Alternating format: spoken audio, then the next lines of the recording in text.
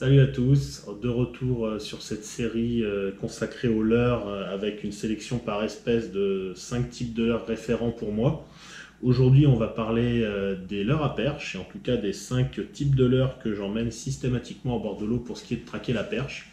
Il faut savoir que quand je vais pêcher la perche, c'est souvent sur des sessions ultra courtes. Je ne consacre jamais une demi-journée ou une journée complète à la recherche de la perche. C'est souvent des sessions after work ou alors des sessions entre deux coups de vent parce que justement j'ai 1 heure, 2 heures et donc je prends la canne, je saute dans la voiture et je vais rapidement pêcher. Donc il me faut dans un premier temps rapidement les localiser et dans un deuxième temps avoir des leurres qui offrent des rendements importants, c'est-à-dire qui vont être extrêmement attractifs pour les perches afin de faire un maximum de poissons en un minimum de temps. Donc les premiers leurres, pas de surprise, ça va être les shad, donc les shad de 2 à 4 pouces.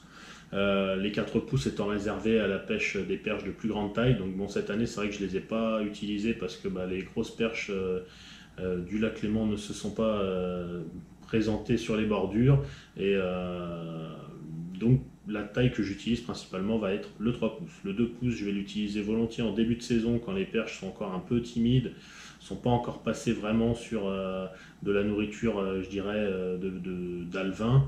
Voilà, quand les perches sont encore un peu sur tout ce qui est plancton ou petits invertébrés, voilà, ils ont encore un peu de mal à attaquer du 3 pouces, donc du 2 pouces, en général, ça offre un meilleur rendement. Mais voilà, le gros de la saison va se faire sur du 3 pouces. Donc j'aime beaucoup le Easy Shiner, qui est pour moi un super leurre pour la perche. Après, son petit défaut, ça va forcément être la fragilité au niveau de la queue. C'est vrai qu'au bout de quelques captures, les perches, à force de prendre la queue et de tirer dessus, vont finir par l'arracher. En 4 pouces, j'aime beaucoup le piglet, très solide, qui envoie des super vibrations et qui est bon aussi bien en texan que sur une tête plombée. Et c'est vrai que ça, c'est vraiment un super leurre. Quand le Easy Shiner, je vais l'utiliser principalement sur tête plombée, ronde, sur jig, sur micro jig et un peu en drop shot. Après, j'utilise aussi d'autres références comme le Hasdong Shad, ici en 3 pouces. Je l'ai aussi en 4,2 pouces. Bon, ça fait déjà un gros steak, je trouve, pour les perches, mais bon, pourquoi pas. Mais c'est vrai qu'en 3 pouces, je le trouve vraiment très bon. Même défaut que le Easy Shiner, une petite fragilité au niveau de la queue, mais bon, quand vous voulez de la mobilité, forcément, on se retrouve avec un plastique un peu fin. Et une découverte que j'ai faite à l'occasion de promos que j'avais trouvé en Allemagne sont des leurres Tiemco, des PDL.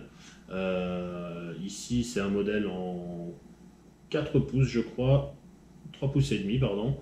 Ce qui est bien, c'est que ces leurres-là, c'est qu'ils sont hollow body, ça veut dire qu'ils ont le corps creux, donc ça, c'est vrai que j'aime beaucoup les utiliser en drop et en linéaire. Et l'autre avantage, c'est qu'ils ont une queue qui est vraiment très fine. En fait, le corps est vraiment tout effilé, ce qui fait que les perches n'ont vraiment aucun problème à le coffrer. Le leurre se replie très très vite en deux pour être avalé. Et c'est vrai que j'ai remarqué que j'avais de meilleures réussites au ferrage sur des petits poissons avec ce leurre-là qu'avec par exemple un Easy Shiner 3 pouces qui va avoir un corps un peu plus rigide. Alors que c'est déjà une matière très très souple, mais c'est vrai que celui-là, pour le coup, est vraiment hyper coffrable. Donc voilà pour les shads. Tête plombée ronde, tête plombée football, micro jig et drop shot. C'est vraiment les techniques que j'utilise pour la perche avec les shads. Ensuite, on revient au drop shot. J'utilise beaucoup des petits finesses. J'ai remarqué en fait que quand les perches ont tendance à pinailler un peu sur les shads, passer sur un finesse, parfois, souvent même, m'a rapporté des poissons. C'est-à-dire que je sens que je prends beaucoup d'attaques, mais jamais, jamais de réussite au ferrage. Je passe sur un finesse et là, d'un coup, les perches le mangent. Je pense que c'est le changement de vibration qui les met en confiance, ou en tout cas qui les fait engamer davantage. Donc là, on est sur un petit Flash J Arrow. Ça, c'est le petit modèle. Il existe dans des tailles un peu plus grandes qui fonctionnent tout aussi bien.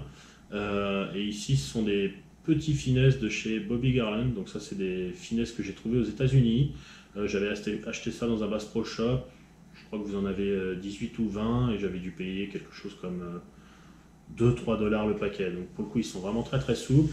Là, j'en ai pris un tout noir, ça fait une super imitation de tétard, c'est redoutable.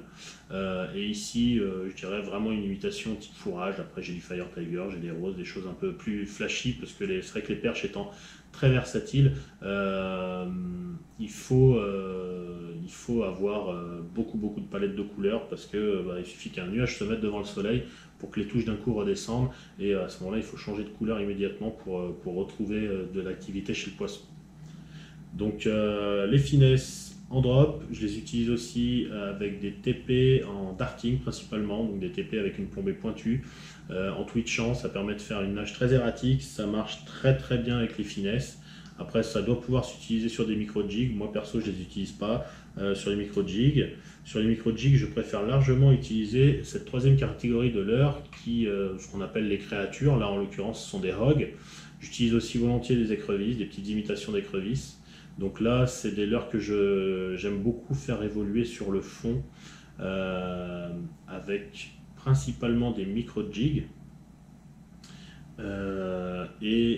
Après, ça m'arrive de les utiliser en drop shot, de les utiliser avec des TP rondes en les twitchant parce que j'aime bien leur donner vie. C'est vrai qu'il y a des éléments vibratoires, mais ça nage pas, donc c'est toujours bien de les twitcher un peu pour déclencher l'activité des poissons. Mais c'est vrai que là, ici, un Crazy Flapper ou un Hog, donc ce sont deux leurres de chez Equitech. Je les travaille principalement sur le fond. Les persidés se nourrissent énormément sur le fond et c'est vrai que les perches on trompe très facilement leur vigilance en venant poser un leurre au fond. Donc là, avec moi, ma préférence va au micro-jig. Je pose le leurre sur le fond micro-jig. Si je vois encore qu'elles hésitent un peu, je vais mettre une tête plombée stand-up, ce qui va permettre de décoller le leurre du fond, faciliter l'aspiration. Et là, en général, voilà, quand c'est pris sur le fond, c'est coffré, c'est engamé, il n'y a pas de problème, le poisson est pris. Ensuite, j'utilise quand même des leurres dures, donc principalement, voire même quasi exclusivement des crankbaits, sauf quand je vais pêcher en surface, mais bon, ça correspond qu'à une période courte de l'année, donc ça rentre pas dans ma sélection. La pêche au crankbait est hyper efficace, c'est vraiment une pêche de rendement. Quand vous avez localisé un banc de perches et qu'elles sont actives, vous passez un crankbait, c'est à chaque passage un poisson, quand c'est pas deux poissons. Donc j'adore le chubby de chez Ilex Jackall, là c'est le DD Chubby, donc le deep diver, le grand plongeur, parce que mes spots ne sont pas adaptés au chubby ou au diving chubby, mais après voilà, il ne faut pas hésiter à avoir plusieurs types de cranks pour pouvoir varier les profondeurs et avoir des cranks silencieux, des cranks bruiteurs, des coloris flashy, des coloris naturels et différentes tailles aussi. Si vous tombez sur des poissons de plus grosse taille, moi j'utilise des cranks jusqu'à 60 mm sur la perche. Après, je connais des pêcheurs qui pêchent beaucoup la grosse perche, qui vont la chercher, qui vont utiliser des grands plongeurs, donc là des cranks qui vont aller jusqu'à 80 mm, pourquoi pas. Moi c'est vrai que je ne suis pas un pêcheur de perche, on va dire, je ne me concentre pas sur la recherche de la perche. Donc voilà, j'ai ce type de leurre, mais je vais plutôt les réserver au brochet. Donc là c'est un Blitz de chez OSP qui existe dans différentes profondeurs de nage et bruiteur ou pas bruiteur. Donc là c'est un leurre silencieux, c'est un medium runner, donc ça veut dire qu'il ne va pas plonger très profond, mais c'est pas non plus un leurre fait pour pêcher dans les profondeurs, dans les faibles profondeurs. À mon avis celui-là il doit descendre aux alentours des 1,50 m et c'est déjà une profondeur très efficace pour pêcher la perche dans beaucoup de milieux différents. Enfin, un leurre que j'aime énormément utiliser, c'est le tailspin. J'ai utilisé pendant longtemps les lames vibrantes, j'ai utilisé des tailspins plus basiques au début quand ces leurres-là sont sortis. Alors les lames vibrantes j'ai arrêté parce que je n'aime pas énormément ce type de leurre. C'est intéressant plus à mon sens sur une pêche verticale que sur une pêche en lancer ramené. Même si ça fonctionne très bien, je trouve que le tailspin est supérieur. Et donc j'utilise énormément ce leurre. Donc celui-là en particulier, le Jackall Ilex Terraku. Parce sa conception fait qu'on a beaucoup plus de réussite au ferrage. C'est uniquement lié à la position du triple et en fait à la conception du leurre qui fait qu'il va basculer quand vous le ramenez. Du coup le triple va bien se positionner par rapport à la palette et donc vous n'allez pas avoir les perches qui vont attaquer seulement la palette, les perches vont se prendre sur le triple et vous n'allez pas sans cesse ferrer des poissons qui ont gobé la palette. Donc le Deraku pour ça me plaît beaucoup. En plus il y a une palette de poids qui est vraiment géniale, ça va de 7 à 28 grammes, ça permet de faire face à énormément de situations. C'est un super leurre de prospection et c'est vrai que les perches réagissent énormément là-dessus. Ça marche aussi très très bien en vertical.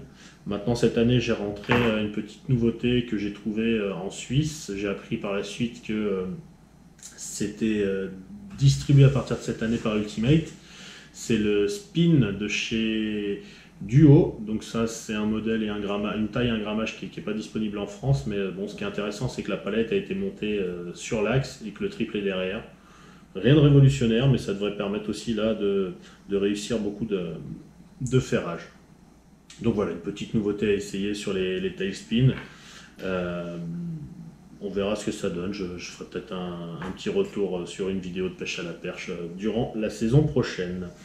Voilà, j'espère que cette sélection vous a plu. J'aimerais bien savoir, moi, quel est votre leurre à perche préféré ou quel est le coloris qui vous apporte le meilleur résultat.